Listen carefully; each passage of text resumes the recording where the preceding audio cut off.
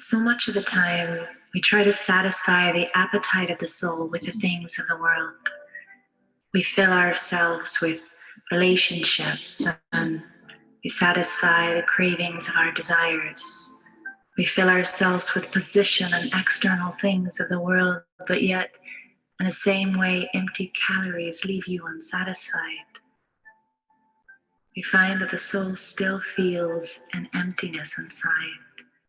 It still feels a craving, a hunger for something deeper.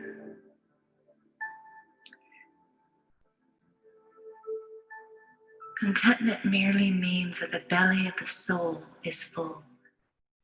It wants nothing because it feels so satisfied with the real substance of the soul.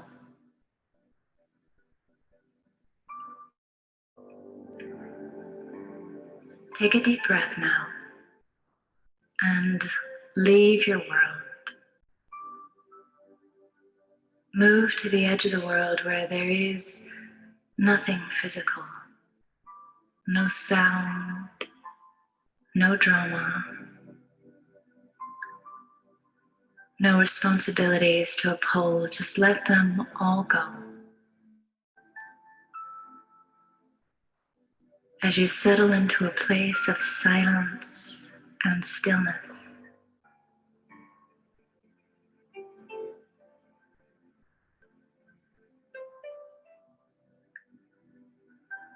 In front of you is a radiant sunlight of spiritual energy, full of all the beautiful things of the soul. Love, light, peace. Allow yourself to fill yourself with this light. Let the rays of peace and serenity enter into you and breathe them in fully. Fill the belly of the soul with the vibrations of pure, peaceful, spiritual energy. With each breath, you savor and take in even more peace.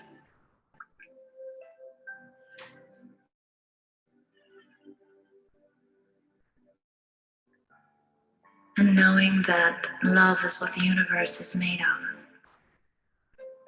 breathe in that energy of gentleness, radiating from this light, that energy of love, connection, belonging, and feel yourself connected to the whole of humanity.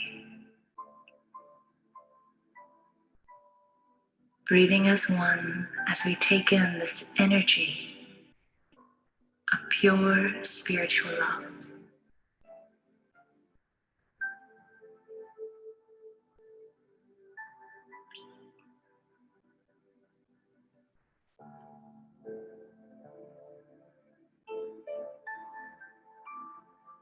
Notice how light you begin to feel, how weightless,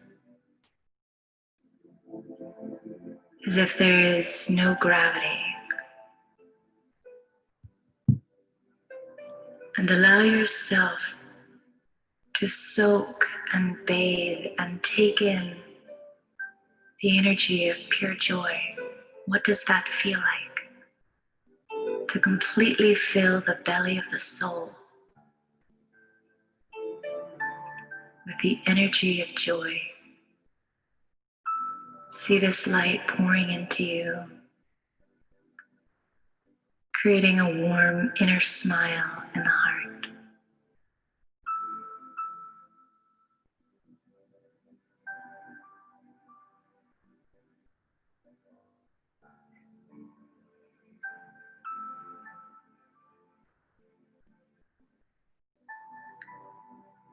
If I want to experience contentment and satisfaction, every now and then, I have to learn to step away from the world and move into silence and stillness I need to take a vacation away from the world so I can go and fill the belly of the soul with the real, eternal, imperishable, beautiful qualities of the Spirit that give me a feeling of fullness, complete satisfaction, and a quiet joy that makes me feel as if all is well in my world and is only getting better.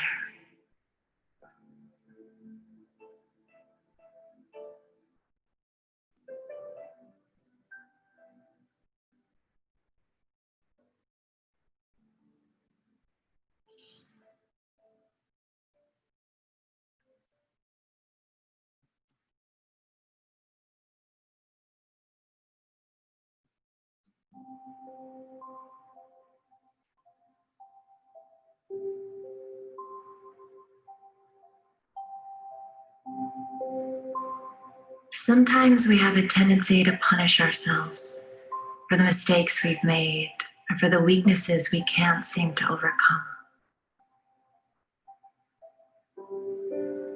This is an invitation to let go of that tendency.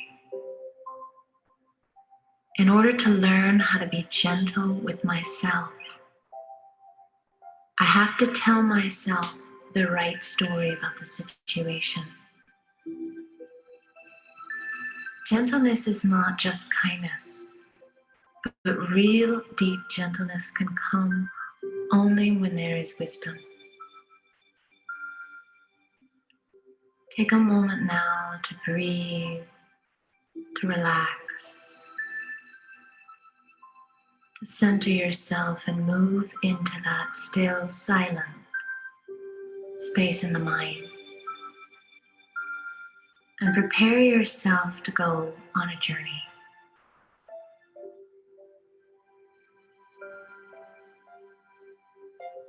Right now, leave the world of right and wrong and good and bad and judgment. Leave that world behind along with any memories that you keep punishing yourself for. Just let it go in the second. As you wander into a field of spirituality, where the air is fragrant with peace, where there's a quiet joy in the air, a field beyond right and wrong, a sanctuary for your soul.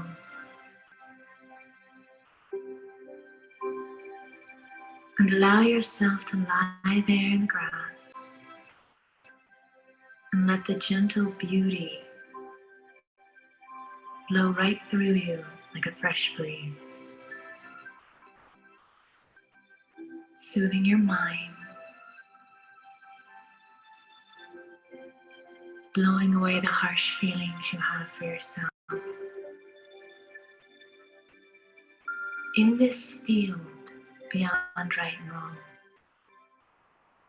it's easy to understand that even your mistakes and your weaknesses are good because they are part of your trail towards wisdom. And the best thing you could learn is just how to grow from them. And your mistakes have also possibly been part of other people's trails towards wisdom. In this field of spirituality, even the imperfect is perfect. It's designed to empower you and awaken you. It is only painful when we don't see it that way.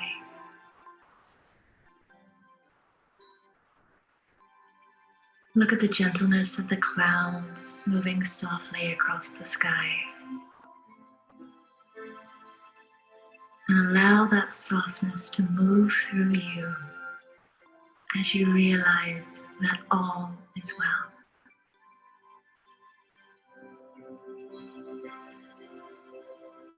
In the space of the soul, there is only learning. and only experience. And we can only do our best. That's it.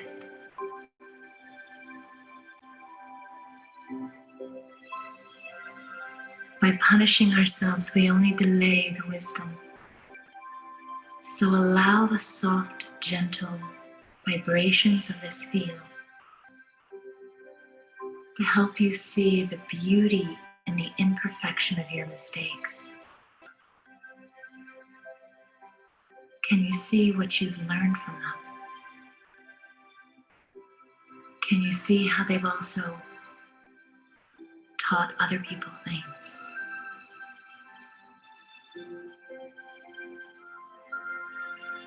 Gentleness sees the beauty and imperfection, and it understands that sometimes transformation is only possible through those experiences.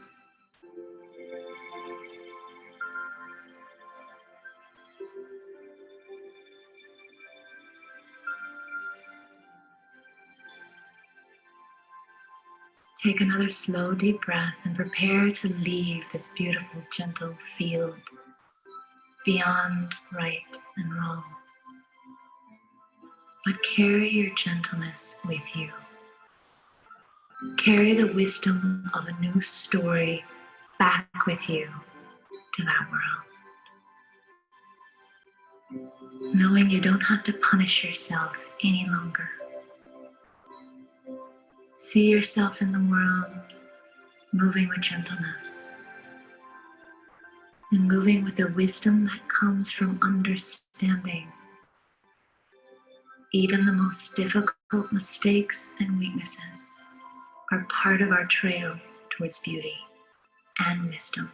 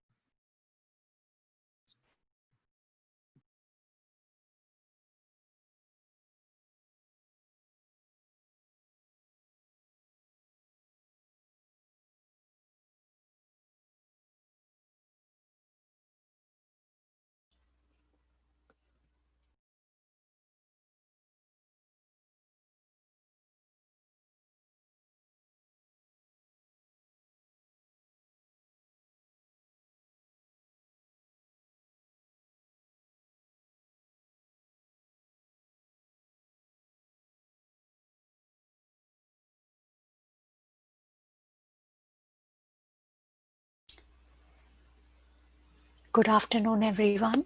Welcome to Shifting from Stressful Parenting to Peaceful Parenting from BRAHMAKUMARIS, Silicon Valley. I'm Meghna, your host for this event. Let's get started with the meditation. And let me share my screen before I do that.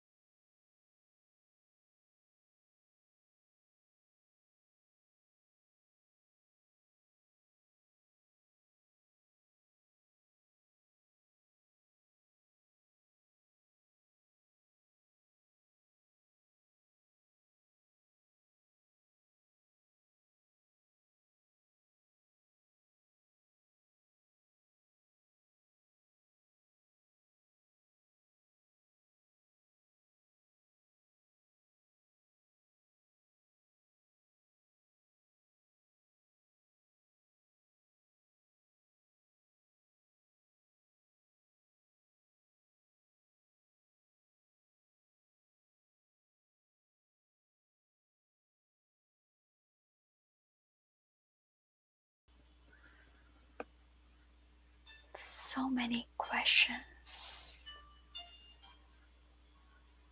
Our inner voice has all the answers. So let's listen. I am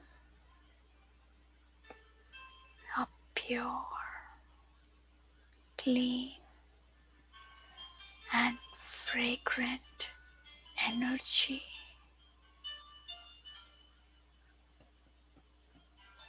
I come from the land of silence, nirvana.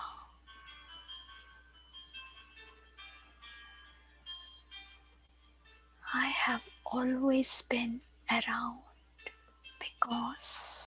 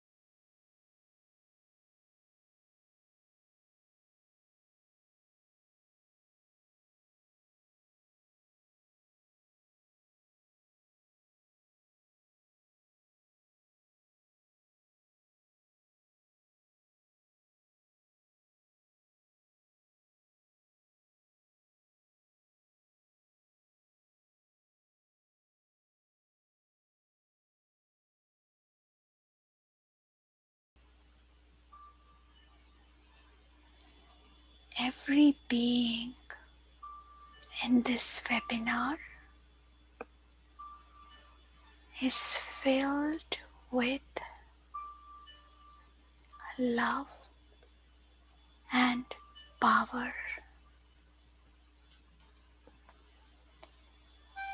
Every being in my city is filled with love and power. Every being in our world is filled with love and power. Thank you, my dear sweet God, for making me so loving and giving me a beautiful life.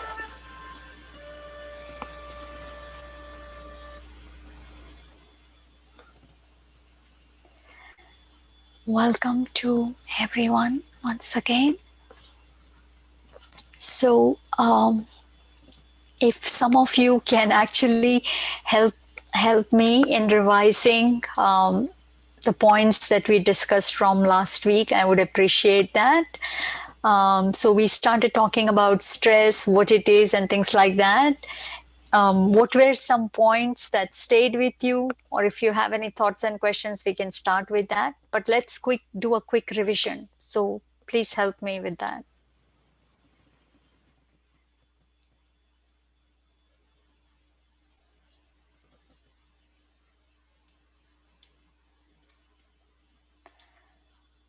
How do we define stress? Can anybody help me with that?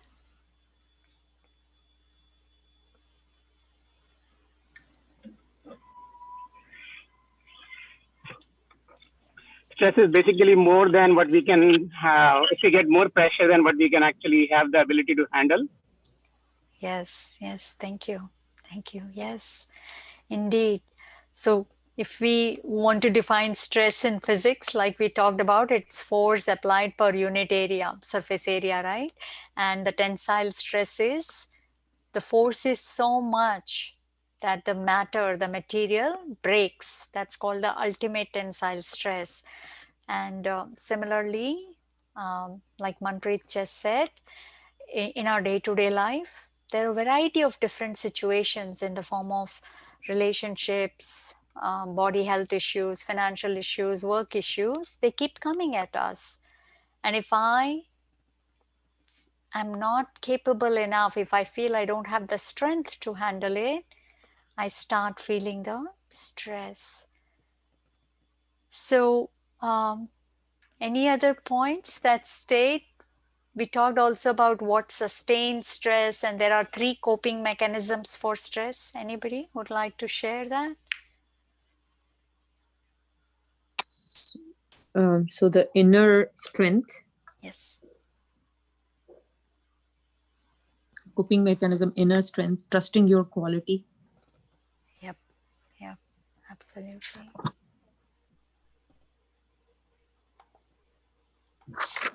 Anybody else would like to add something to last week's class?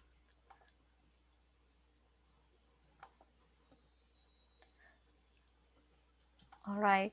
We'll just do a quick, overview because so that it looks like a continuity and possible that some of you might have just joined us today. So root cause of stress is we have just way too many responsibilities.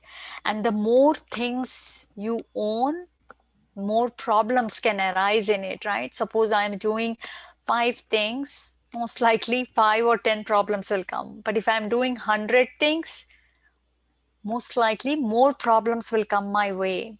So, and these responsibilities are in various different spheres. I just listed the top 3 buckets, but we could have many, many other things that we are doing, right? So it's good to do a sanity check. What all am I doing?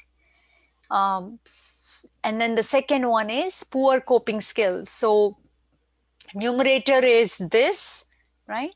The number of responsibilities, issues, and pressure. This is the numerator. And then the denominator is this. So stress is nothing but forces divided by my inner ability to handle. What is my surface area? How much pressure can I take? So now, poor coping skills, right? If I have poor coping skills, then automatically stress increases. Meaning, if I am weak, the denominator is very small, automatically the end result will become very big. Stress becomes higher. So, what are poor coping skills? Where I have very low confidence in the self. One new thing comes in my life, immediately I start doubting. I don't know how I'll do it. I don't think I can handle it, or I very quickly start feeling sorry for myself. Somebody does a little bit of thing to me, or I have to work hard, I start feeling sorry for myself very quickly. And I can't adjust. I can't adjust easily. I need everything to be only in a particular manner. House needs to be in a particular manner, kids, family, behavior, everything. I have high expectations. All of these are sign of poor coping mechanism, and more poor coping skills means stress will automatically be higher. And then we talked about what are some beliefs that sustain stress. I'll just quickly breeze through it. That I don't create stress. I'm actually a very peaceful, very sweet being. It's all these people in my life, work, my manager, my colleagues, blah, blah, blah. Could be a long list. They are the ones who are causing stress in my life. Otherwise, I'm very peaceful. Till we don't take ownership of our emotions, of our creation, we cannot get rid of it. It will actually grow even more. The more I blame others for my emotional state, the more emotionally weak I become. Why? Because I'm waiting for others to fix my problem. And meanwhile, they don't come and fix it. My problem keeps growing. And that is why taking responsibility and saying, no, I need to fix it. Yes, it is possible that I really do have difficult people, situation, whatever. But I need to figure it out and come out of it. Otherwise, I'll become weaker and weaker. Some of us say stress is very normal and natural part of life. Anything that is natural means what? It's like deeply ingrained in me. Nobody can take it out. It is unfixable. I don't know if that is a word or not, but it cannot be fixed. And it's a simple question. End of the day, when I'm going to bed, do I invite stress? Hey, stress, please come so that I can fall asleep better. No, we invite peace. Why? Because peace is natural to us. We are comfortable when we are peaceful. Two more things that increase stress: distractions. And nowadays, this is at its peak. Constantly multitasking, 1 minute on phone, second minute doing something else, again back on the phone, then doing something else. This causes us to not finish anything in a timely manner. And on top of it, the quality is very poor because we are only doing transactional work. I never give even an hour to any task. It's a big question mark. How can that task become good? I am like 1 minute here checking my email, the next minute I go and do my actual work, maybe some report or some project or whatever, some code I'm writing. And then again, I'm back on the phone or on chat. This transactional work increases stress. Why? Because transactional work weakens the self. Constant distractions, these are all something that will cause our inner confidence, our inner strength to weaken. And a weak being will automatically feel more stress. And then just the last thing that we talked about is there are 3 coping mechanisms. One is the fragile category. It's like glass. One little touch and it might break. Right? So this is the category where they can't take, they're so weak in their confidence or their inner strength. Very weak personality, cannot adjust at all. For them, even a small change is a huge thing. They will cry and cry and cry, complain like anything about every small little thing. Many times this category ends up in hospital for quite a few days with a complete nervous breakdown and emotional chaos. Next category is the strained category, where this category stretches, like a rope, it stretches. But the form of it is changed. It's no more like that normal rope. It has stretched so much that it got deformed. This is most of us, I believe, in this category, where we are taking the extra load or more pressure from life, but our inner being is not very strong anymore. So we have started complaining. We are not completely positive while handling the pressures of life. So the last category where I think all of us would like to be is resilient. This is a person who is like constantly being thrown at a variety of storms of life, but does not create one negative thought internally. Their inner state is not deformed at all. It stays completely stable and positive. It's rock solid inner state, right? So the aim of this class is for us to make some effort so that we move towards this category of being resilient. And if we don't take, we will very quickly become a fragile being. From strain, we become fragile, where we break very easily. And every time something breaks and you have to fix it, it's not a complete piece anymore, right? It loses its strength. So if we keep coming to this category again and again, it becomes very hard to reach here. So while we know, while all the information is there, it's good to take care of ourselves so that we move towards this category. So simply defined, whatever we talked about, if I can say, stress is really, like we said, forces divided by the surface area, the force that is applied on the surface area. And like we said, forces is nothing but a variety of situations or issues that arise at work, relationships, health, and finances. It could be number of tasks also. And then the surface area. How much can I take? What is my capacity? What is my inner strength before I start breaking, complaining? And just by looking at that formula, we can very easily say, right, that the stress will automatically increase when the numerator increases. That is, if I am having too many issues here, then automatically stress will increase unless I increase the surface area, which is I increase my self-esteem, my confidence, my inner strength, my soul power. So, sorry, I think there is a typo here. Stress, yes, I know there's no typo.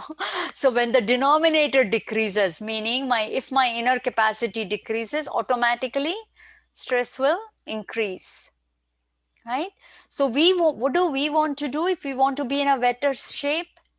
We certainly want to increase our inner capacity, right? We need to become more stronger emotionally, spiritually, mentally, so that our confidence, our powers, our esteem increases.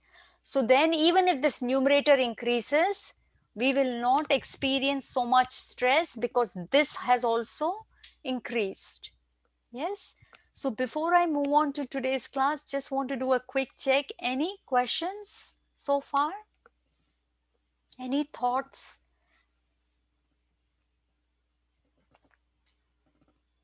Make sense? All right.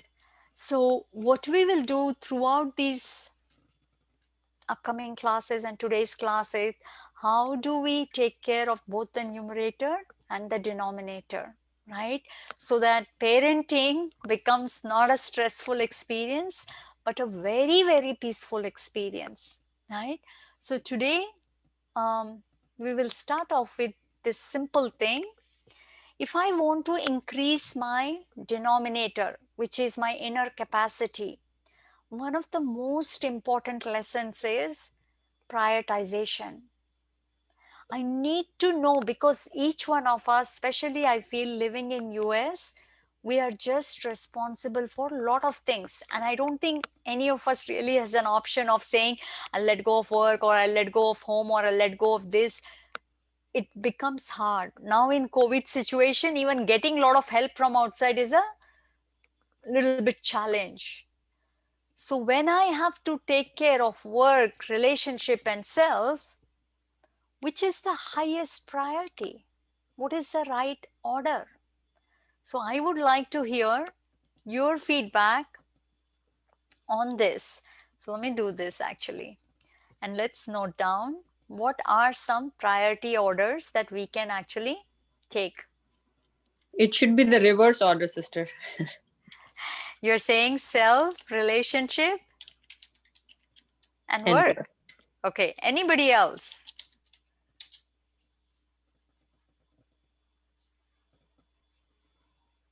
Everybody agrees that this is the right order?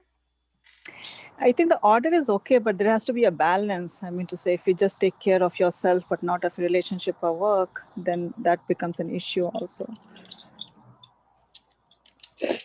But you agree that this is the priority? Yeah. Okay. Anything else? Anybody? Do you all agree what Panache just said? Self, relationship, work? Yeah, I think it makes sense. Okay, thank you.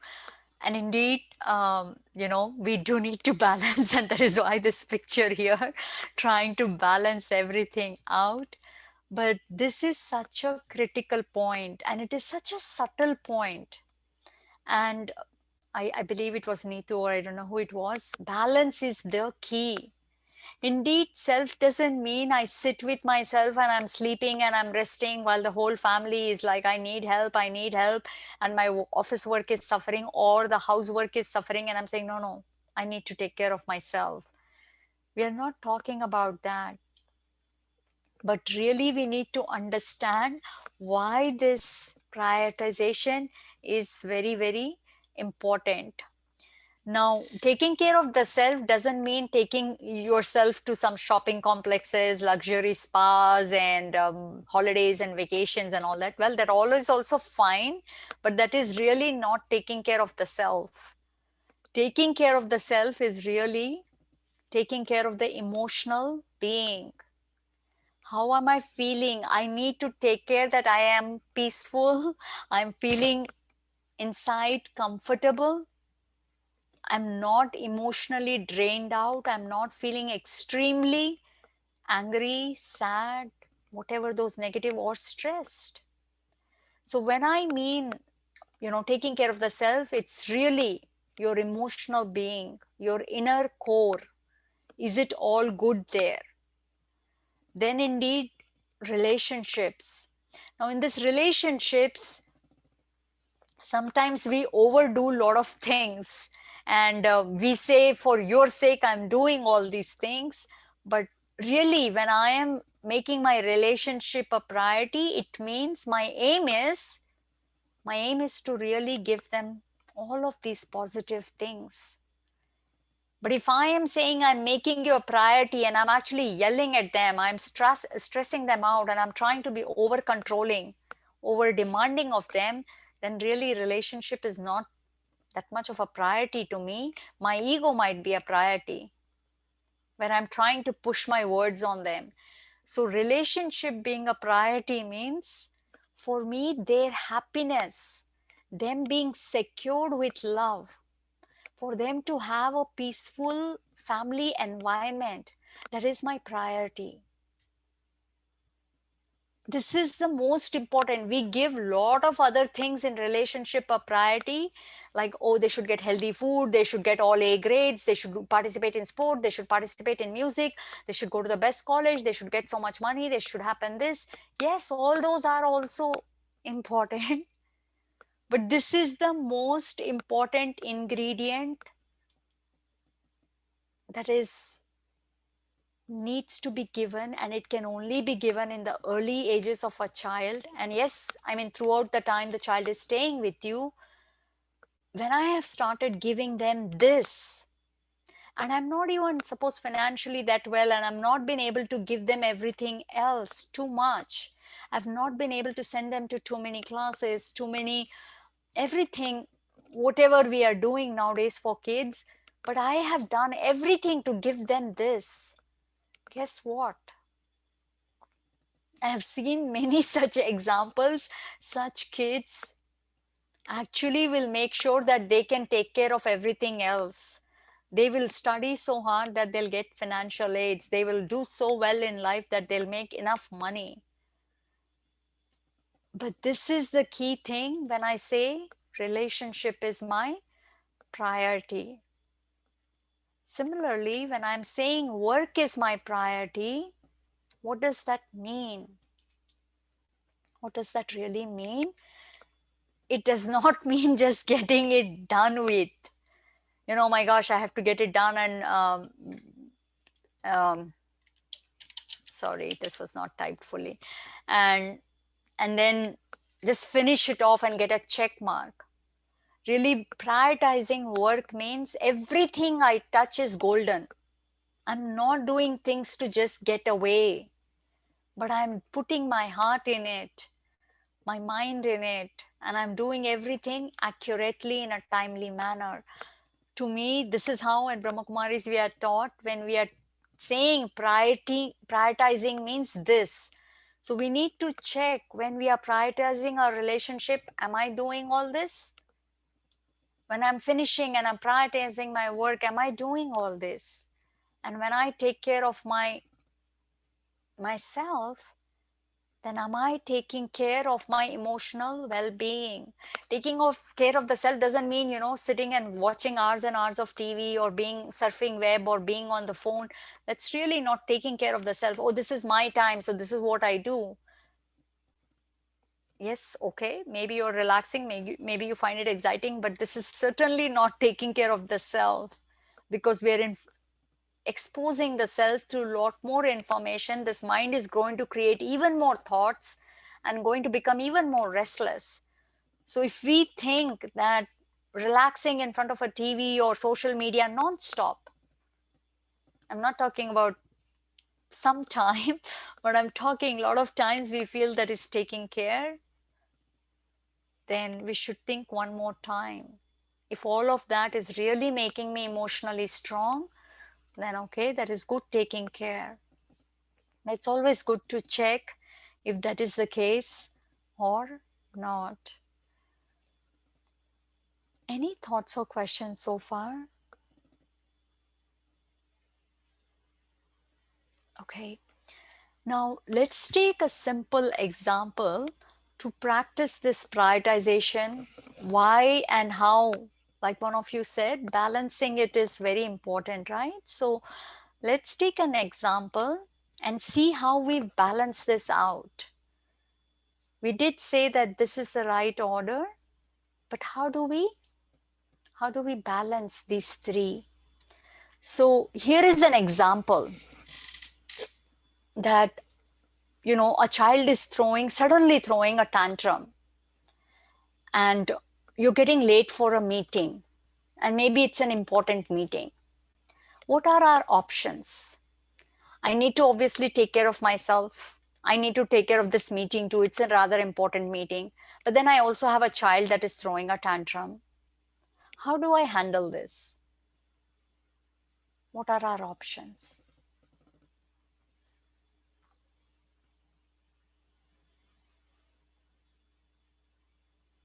Question for you all. I think sometimes it's okay to say that the other person that I will be few minutes late. I need to take care of my child. Agree. So here we prioritized our relationship and we told work to wait. All right. So we took care of that. Wonderful. And now how are you feeling while you're saying that at work? How is the self feeling while you did that?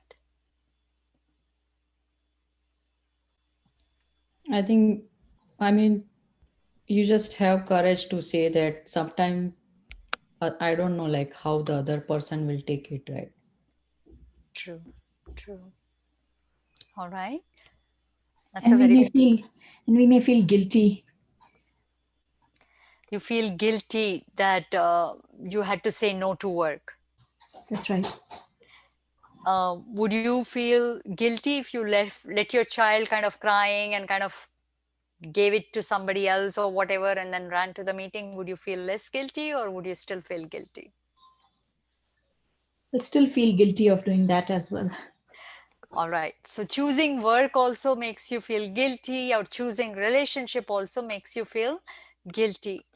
This is the reason I wanted to bring this out, because if this formula is really clear in our mind, right? There will be actually no guilt, no stress, no fear, nothing. Because whatever you all agreed with, that is indeed the right order. It is there. If I ask, everyone is saying that answer. But in practice, it is not there. Why? Because this right order is only in our subconscious mind. Here, there is all kinds of confusion. All kinds of confusion. Now, why should we give relationship more priority than work? This question for you all. Why should we give relationship more priority than work? Well, we are working for them, right? We are working for Working them. for the family. Family comes first, then work, right? Okay. Now, suppose I have to cook meal for the family.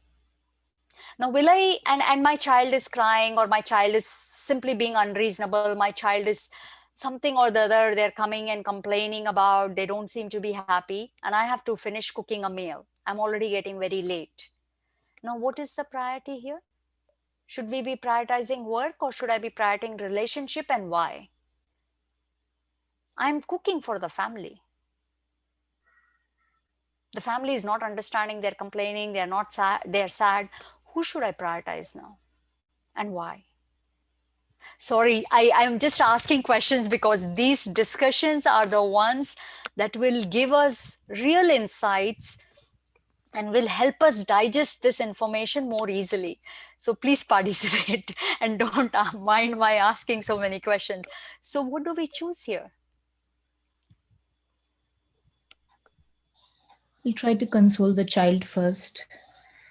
Okay. And why do we do that first and not take care of the food? Because again, it's for the family. So we want to make sure they're feeling better before we go back to the work. Now, question for all of you. Question for all of you to, not question, I should say, maybe a self-reflection exercise for all of you while we are talking. This kind of incidents happen with us day in, day out. Day in, day out, our family is crying, complaining, doing something or the other. They're trying to get our attention.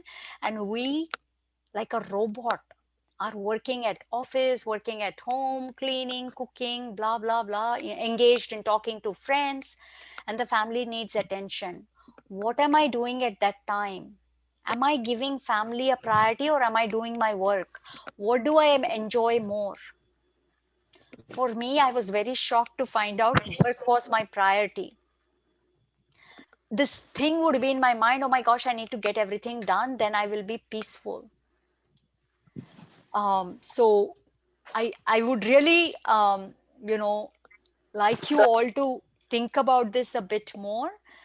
And why is relationship important? Any other reasons?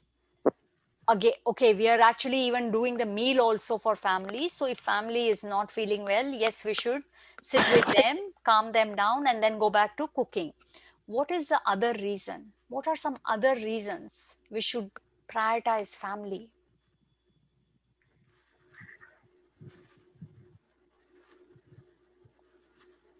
Well, in this example, that the child is crying and you're cooking, it's important to console the child first so that the atmosphere is peaceful. And you should not be cooking meal for your family when there is stress going around in the house, because you pass energy to the food that you cook. So you want to make sure that you are cooking in a peaceful the child. Yes, we're losing you, Seema, but wonderful point, very powerful point indeed. Cooking is like, almost like a very, very religious and auspicious thing. One of the most beautiful things you can do for your family. And if you're cooking in a stress-filled environment, somebody is crying or throwing a tantrum, and you are also stressed internally because of their tantrums, and then you're cooking with that energy, that food will absorb that energy. Whoever eats it will feel that heavy energy. So yes, very, very important to take care of the family. Um, any other reason? These kind of situation generate lot of stress where we have to juggle and prioritize. When till this prioritization's logic is not very clear in us, we will continue to stress out. What are some other reason? One is that food will not have good energy if you're cooking with a stressful child, tantrum throwing child. Second one is, after all, we are doing it for family, so first we should take care of the family and then cook. What are some other reasons? What are some other reasons we should take care of relationship first? And also the house won't have right energy if we are stressed out, and then where the child is having tantrum and then also cooking and then office work. So if we are stressed, then the vibration of house is also becomes stressful. Thank you, Ankita. Very powerful point. There are two energies in this world. One is the physical energy, matter, which is like solar energy, wind energy, mechanical energy, electrical energy. All of this are energies, but they are physical in nature. The second energy is really the spiritual energy. And each of us human beings are spiritual being, and we are creating energy. Matter does not really create energy. It just absorbs the energy and it radiates it back. It's not really a creator. Now, I as a spirit, I create either positive or negative energy. So every member of my family is capable of creating either a positive or negative energy. So now if I am very busy taking care of work, which is really physical, most of the work we are doing is all physical work, right? It's not really going to be generating any negative or positive energy if I don't take care of it. But if I don't take care of my relationship, they will certainly create negative energy.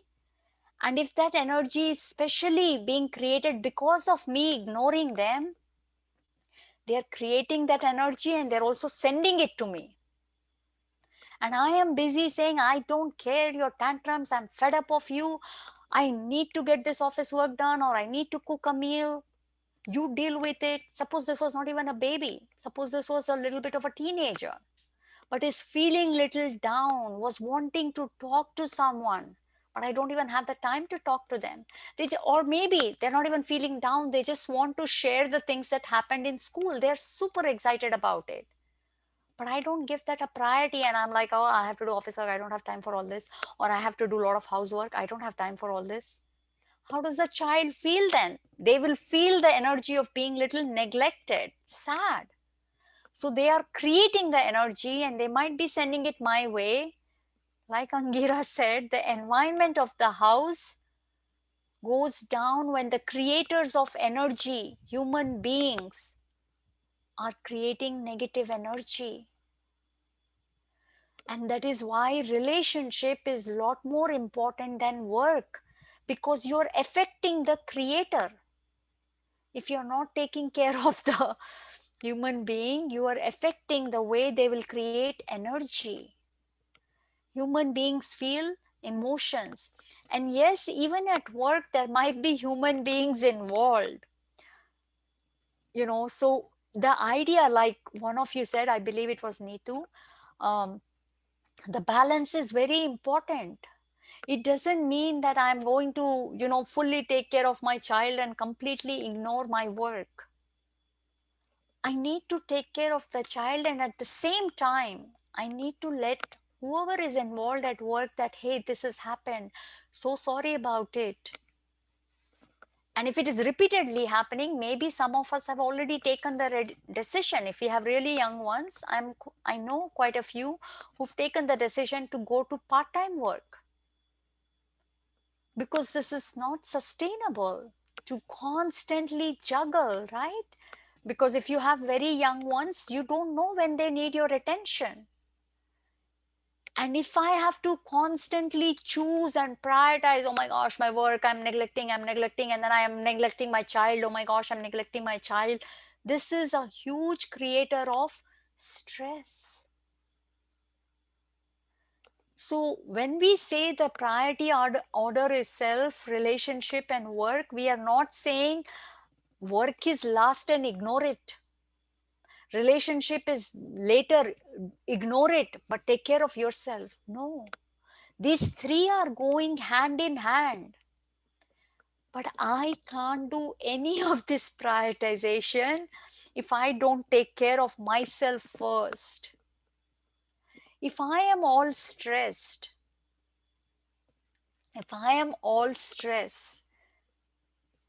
typically when this kind of a situation happens, right, this kind of a delicate situation happens where the child is throwing a tantrum, or the teenager is having a tough day, or whatever that might be, and suppose I am actually not even doing work and I'm chit-chatting, I'm really having great time with my friend, or I'm watching something on the TV and I'm thinking, oh my gosh, finally me time, and here my child needs attention. The first thing, typically any such situation comes, first thing we let go is like, oh my gosh, peace, please be out of here, stress, please come in. Again, My child is throwing tantrum or my child is needing attention and I have so much work to be done. What am I going to do? A lot of us create these kind of thoughts. So when we let go of our patience, are we prioritizing any of these things at that moment? So when we are stressed, I don't think we can prioritize taking care of our child. Yes, we can be there for them just for the sake of being. But can we bring them up? Can we generate that hope in them, that good sense of peace again in them if I don't even have it? What will I give to my relationship? How will I even prioritize them? Because I have not even prioritized my own needs. And that is why self comes first. I cannot give anything in relationship if I have not given myself peace, love, and happiness. So a stressful parent, no matter how hard they try to prioritize the child, maybe they'll prioritize their good eating and maybe they will prioritize that good eating also with a lot of stress. Constantly battling with the child, hey, you should eat this vegetable, I'm telling you for your own good. Sending them to 10 classes, prioritizing the child, maybe.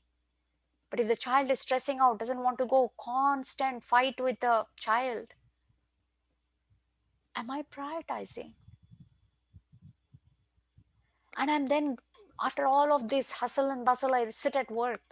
I'm trying to get done and I'm waiting for work to be over. I can't wait for the Friday to come. I can't wait for long weekends to come. Then am I really enjoying and producing high quality work?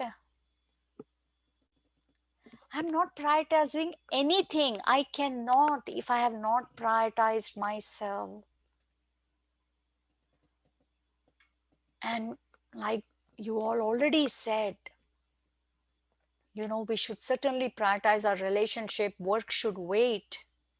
After all, we are working for family's sake. But this is something that we need to ask ourselves this question and be very honest. Be very honest and acknowledge that yes, in my mind, I have the right order, but my practical life is completely different. I have neglected myself, my family, and work. Till we don't honestly acknowledge and realize what kind of life we are living, we can never change. This theoretical book driven theoretical knowledge is there, but if it is not showing in my real life, that means I'm not understood it fully. Or maybe I understood it, but I have not tried, given it time to apply it, use it in my life, right? So again, if I am stressed out, finishing my job with high quality is very, very difficult. And if my child is crying, if I've left my child in not so great state and I now want to work, it's very hard again. It's really very hard. Because their energy will be pulling me. Whoever that might be, it could be my partner, it could be my mother-in-law, it could be my sibling, it could be my child. Whoever is creating this energy, which is not a comfortable energy because of me for whatever reason, could be valid or invalid. But if they are creating it, that energy, unless I have taken care of myself, right? If my aura is strong, then their energy will not affect me. But if my aura is not very strong, their energy is hitting me. And within the house, close family members, this energy hits a lot faster and deeper.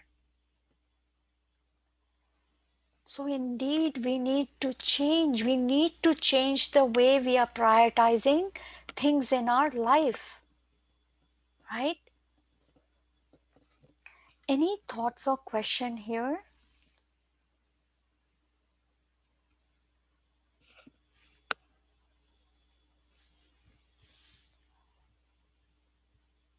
Does it make...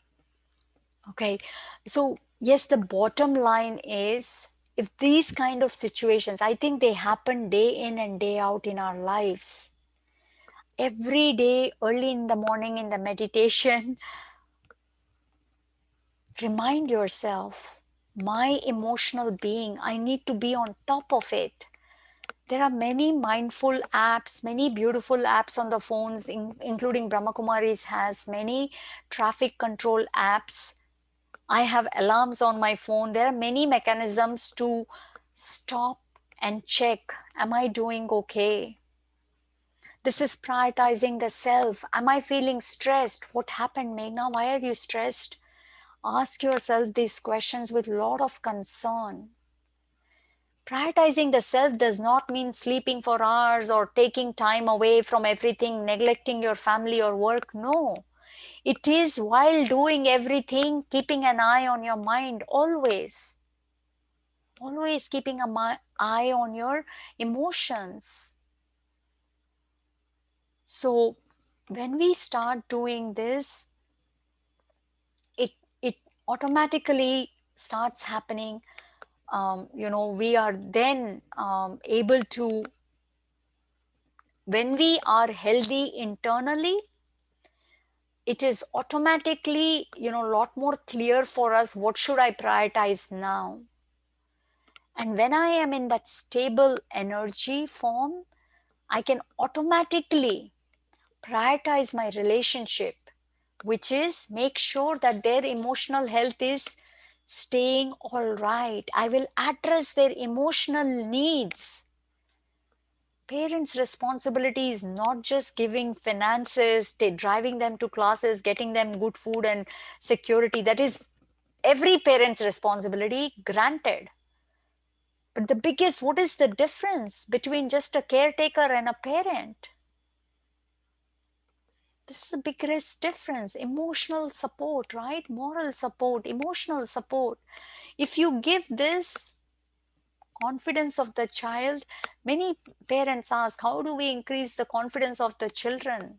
Oh, well, first take care of yourself, prioritize your emotional health, then automatically you will give so much emotional support to your child that you don't have to send them to any classes, any books, nothing. They will be super confident. At Brahmakumaris, we do one more thing. We put all the spices of confidence, whatever qualities they need while we are cooking.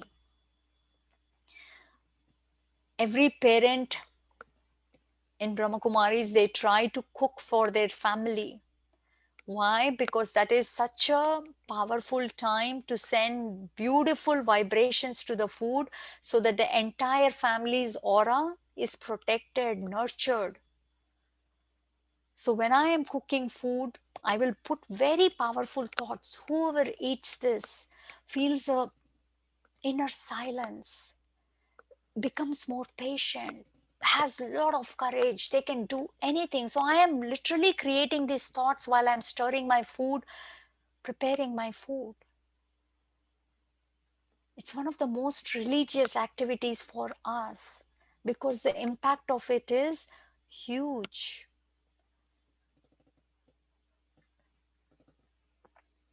Let's just start the second example. We might not be able to fully finish it, but let's just start it. Now, example number 2, which might also cause stress in us. Child is consistently getting a low grade in a subject. Sorry, I have a question. Sure, let's go back to the previous one. So you said you create thoughts while cooking, correct? Yep. How do you do that? So I make sure, first of all, there's a whole procedure, but just to simply address your question, whoever is eating this food, may they get a lot of inner strength. Every person who has this food, may internal peace increase in them. May love become part of their natural life. They change and become purely patient. These thoughts are going in my mind as I am cooking. And in general, I am already feeling very happy and calm. So it's very rare for me that I am stressed or restless and I'm cooking. I will move away from the food. I will go and sit, calm myself down. It doesn't take more than a minute or two, because I've been practicing meditation for quite some time. So I can catch my emotional disturbance very quickly, change it, then go back and cook. But if you overall have always prioritized yourself, this is not even so much of an effort that I should put some positivity. I consciously don't even need to create so many thoughts, because you are in such a powerful, happy state. Your inner state is being transmitted as an energy to the matter. Matter just absorbs, it does not create. So if I'm cooking with a lot of fear, anger, resentment, that food absorbs it. Whoever will eat will have this slowly, this trait of getting angry or fearful, whatever emotions we put in it, it will increase in them.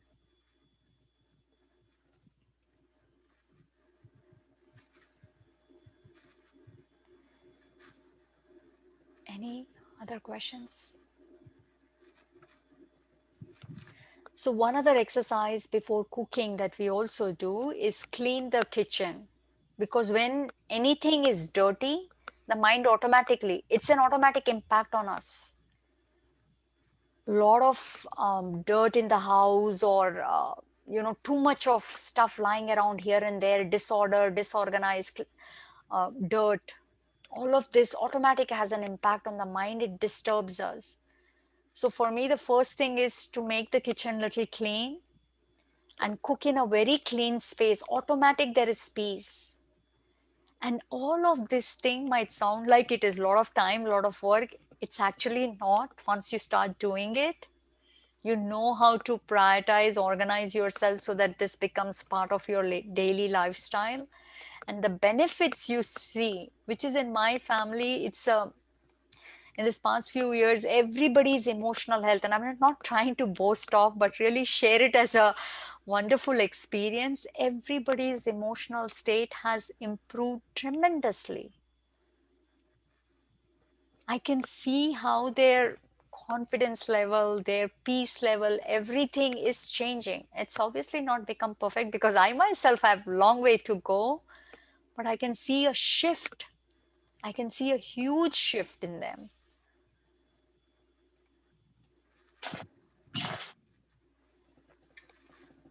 Any other questions before we move on to the next example?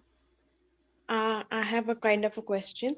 So you said that things should be kept clean and everything like that.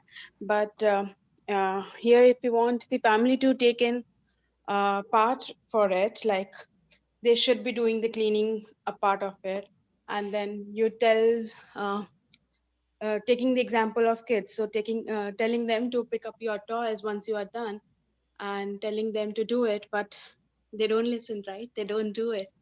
Then giving them plenty of opportunity, like keeping that stuff like that for weeks, but then also they don't do it. At the end of the week, who is it doing? It's only you who is doing it again, right? So what is it that should be done, or what is it that I'm not doing it right, so that they would be doing it instead of me doing it? Yeah, no, it is indeed, parenting is indeed an art, and it does take some time to work through this. Um, but the bottom line is, we cannot lose our cool either. As a parent, we need to slowly teach them and not give up on them that, hey, they will never get it. How many times do I have to tell them, right? So this one thought, if we can avoid that they will not get it, instead really generate enthusiasm. I would highly encourage not talking to moms and other moms and discussing your frustrations, that, oh my gosh, nowadays children, this, that, my life, blah, blah, blah. This kind of talk increases us being unenthusiastic about our kids changing, our partner changing. So we need to make this enthusiasm and talk to people who are enthusiastic. So first thing is, check if you have given up. that my child, oh my gosh, they will never get it. This is how it's going to be. If you are sending this energy to your kid, guess what? Even if they want to actually pick the toys and do it, they cannot, because you've already declared. This energy is being transmitted to them. So change your energy. I don't know how you are thinking, but I'm just giving these things out. Send this energy. Yeah, go ahead. Reframing my question. So, is it right that I should be picking up the toys if they don't do it? Like, I just give it up. They do it. They do it when they want to. I don't have those kind of thoughts that you have. You were saying like that is right. I totally agree with it. I do not say that they don't do it. They do it when they want it. They don't do it when I want it, and that's fine. But what I'm trying to say here is it that I should be cleaning it, or is it that I should be waiting for them to clean? No, I did understand your question, and I was trying to get to that as well. But it does require a lot of inner thought process before we get there. So the simple answer to your question is yes. Sometimes we end up doing all the work because the other person of the member of the family is not ready for whatever different reasons. That does not mean we give up on them or that we don't discipline them. For me, certain things with the kids is their responsibility. Again, depends upon the age of the kid, how much you can discipline them. But creating certain rules that if you want these privileges, then these are certain things you need to do. It's as simple as that. And I'm not trying to do this to be a bossy parent, but really being organized and clean is fundamental life skill that every child should know. So we should have the courage and the strength to deal with tantrums when we say this privilege is out of your way because you did not do your work. But not withdrawing love, not hating them, not disrespecting them, but there is a disciplinary action. So tell them that, okay, I will do it, but this is the thing that you're going to miss out. So tomorrow, if you want it back, hopefully you will clean. But continue to talk with them, have fun. But there is a balance between love and discipline. I believe some of you also had questions. We are all out of time. Let's continue our discussion next week. Thank you all for joining me. If you do have a moment, please stay back for meditation.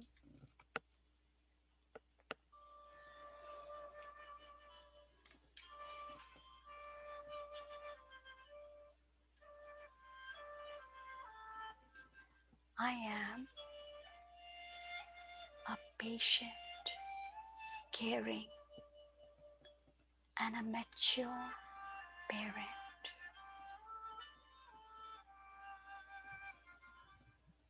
I am first a parent to myself, like a concerned and caring parent.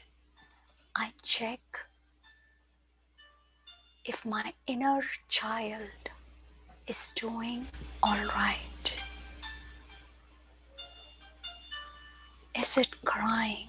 Is it sad? Is it mad? You are my top priority, my inner being.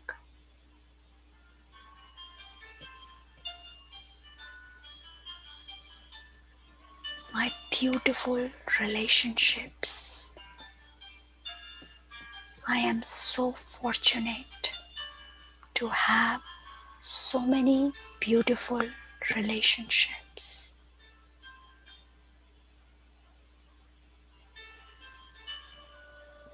And I take care to give them the right energy, give them love, peace, and joy. This is my second priority. And I, the fortunate being, is capable of doing a lot of work at home and maybe elsewhere. I've been given the right to contribute at home and at many places. So I take care to contribute with my heart, with my best quality. I am a responsible and a smart being. I can handle everything with a lot of care and patience because I've become my own parent. Thank you everyone for joining us today at BRAHMAKUMARIS.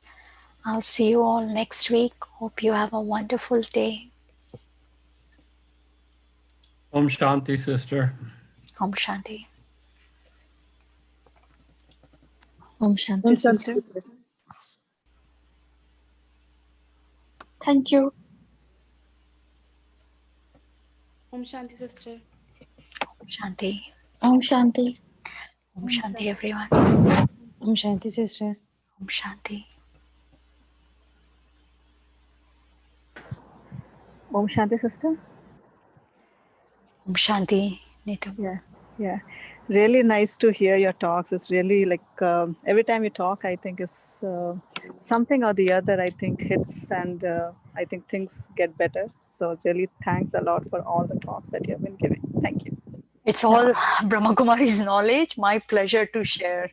Yeah. And thank you. Thank you. For those comments. Thank you so much, sister. Thank you so much. Thank you. My pleasure. My pleasure. Thank you, everyone. Looking forward for next week. Thank you.